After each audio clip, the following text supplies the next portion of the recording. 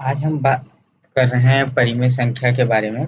Rational number परिमेय संख्या क्या होती है और परिमेय संख्या को हम कैसे कैसे पहचानेंगे कि कोई संख्या परिमेय संख्या है कि नहीं। इस बारे में हम डिस्कस करेंगे। चलिए आइए हम जो है डिस्कस करते हैं। पहले बात करते हैं परिमेय संख्या क्या होती है। परिमेय संख्या वह संख्या होती है जिन्हें हम पी बाई क्यू के रूप में लिख सकते हैं, जहाँ पी और क्यू पूर्णांक होने चाहिए, इंटीजर होने चाहिए, और क्यू जो है जीरो नहीं होना चाहिए। ये कंडीशन होता है परिमेय संख्या के लिए। अगर ये कंडीशन कोई भी संख्या फॉलो करती है तो वो संख्या जो है परिमेय संख्या होगी। ठीक। तो चलिए एग्जाम्पल से समझते हैं कि जो है परिमेय संख्या कैसे पता करेंगे कि ये संख्या परिमेय संख्या है कि नहीं। तो चलिए हम एक संख्या ले लेते हैं। 1/2 ले लिया, एक फ्रैक्शन ले लिया 1/2, मतलब भिन्न। तो अब 1/2 को हम अगर पी बाई क्यू से कंपेयर करें तो पी बाई क्यू जो है हमारा पी जो है 1 हो जाएगा, क्यू जो है 2 हो जाएगा, क्यू नॉट इजकल टू 0 हो जाएगा। अब ऊपर हमारा कंडीशन जो था उसको ये फॉलो कर रहा है, तो इससे अब ये हम कह सकते हैं कि 1/2 जो है एक परिमेय संख्या है। चलिए एक एग्जांपल से और समझते हैं। मान लीजिए हमने एक एग्जांपल ले लिया -3/8, और p बराबर p बाई क्यू से कंपेयर किया तो p बराबर यहाँ पे 3 और q बराबर 8 हो जाएगा। अब -3 भी पूर्णांक है, 8 भी पूर्णांक है, और q नॉट इक्वल टू 0 हो गया। तो ये भी ऊपर कंडीशन जो दिया गया है परिमेय संख्या के लिए उसे फॉलो कर रहा है, तो ये भी परिमेय संख्या हो जाएगा। मतलब -3/8 जो है परिमेय संख्या है। अब आइए कुछ महत्वपूर्ण जानकारियां बताते हैं परिमेय संख्या के बारे में। जैसे कि सभी प्राकृतिक संख्या जो है तो नेचुरल नंबर होती हैं, वो सारी परिमेय संख्या होती हैं। और सभी पूर्णांक इंटीजर्स जो होते हैं वो भी परिमेय संख्या होते हैं। और सभी पूर्ण संख्या होल नंबर परिमेय संख्या होती हैं। और जितने भी भिन्न हैं सभी भिन्नें जो हैं वो भी परिमेय संख्या होती हैं, रेशनल नंबर होती हैं। शून्य भी एक परिमेय संख्या होता है। अब इसे हम बताएंगे कि कैसे। चलिए आइए अब जो है बताते हैं जो है प्राकृतिक संख्या। देखिए नेचुरल नंबर ले लिया हमने। तो नेचुरल नंबर में क्या है कि 1 2 3 4 5 इन्फिनिटी तक ले लेते हैं, ये प्लस इन्फिनिटी तक होता है।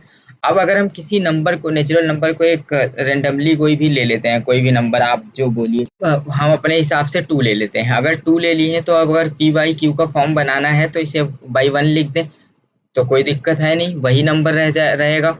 तो अब पी बाई 2/1 हो गया तो p बराबर 2 हो गया, q बराबर 1 हो गया, q नॉट इक्वल टू 0 हो गया। ये जो है जो कंडीशन है परिमेय संख्या का उसे फॉलो कर रहा है, तो मतलब ये परिमेय संख्या है। तो इसी तरह से कोई भी नंबर पर नेचुरल नंबर या नेचुरल नंबर प्राकृतिक संख्या उठा लें तो वो जो है पी वाई क्यू का फॉर्म बन जाएगा, और पी और क्यू पूर्णांक भी होंगे, और क्यू इजकल टू नॉट 0 नहीं होगा।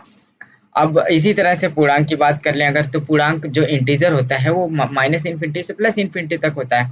और माइनस इन्फिनिटी से प्लस इन्फिनिटी तक का मतलब, अगर मान लीजिए चलिए हम एक इंटीजर ले लेते हैं, पूर्णांक ले लेते हैं, जैसे मान लीजिए -3 ले लिया। अब -3 ले लेंगे तो पी बाई क्यू के फॉर्म में लिखेंगे तो -3/1 आ जाएगा। P equal to -3, q equal to 1, q not equal to 0। अब इससे अब ये भी जो है परिमेय संख्या के कंडीशन को फॉलो कर रहा है, मतलब ये भी परिमेय संख्या है। इसी तरह से पूर्ण संख्या भी, पूर्ण संख्या में जो है नेचुरल नंबर में 0 नहीं होता है और पूर्ण संख्या में 0 आ जाता है, होल नंबर में जो है 0 इंक्लूड कर लेते हैं। अब यहाँ पे जो है अब ये जब नेचुरल नंबर पूरा था, अब 0 की बात कर लें तो नेचुरल नंबर जब प्राकृतिक संख्या जो है वो जब परिमेय संख्या है तो होल नंबर भी परिमेय संख्या होगा। अब 0 की बात कर लेते हैं, इसमें 0 एक एक्स्ट्रा है, तो क्या 0 को पी बाई क्यू के रूप में लिख सकते हैं? बिल्कुल लिख सकते हैं, क्योंकि 0/1 करेंगे तो 0 ही आएगा। और 0 पी बराबर जो है 0, 0 एक इंटीजर है, और पी और क्यू जो है इंटीजर हो सकते हैं, और क्यू नॉट इक्वल टू 0 यहाँ पे नहीं है, मतलब वो कंडीशन फॉलो हो रहा है यहाँ पे भी।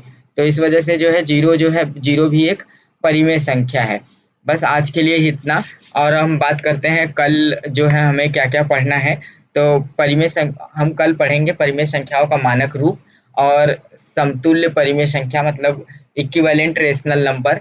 और उसके बाद देखेंगे कि दो परिमेय संख्याओं के बीच में जैसे 2 4 परिमेय संख्या पूछ ली गई तो उन्हें कैसे निकालेंगे। जैसे मान लीजिए 2 परिमेय संख्या दी गई और पूछ लिया गया इनके बीच में 3 परिमेय संख्या बताइए, तो इसको कैसे निकालेंगे वो हम कल डिस्कस करेंगे।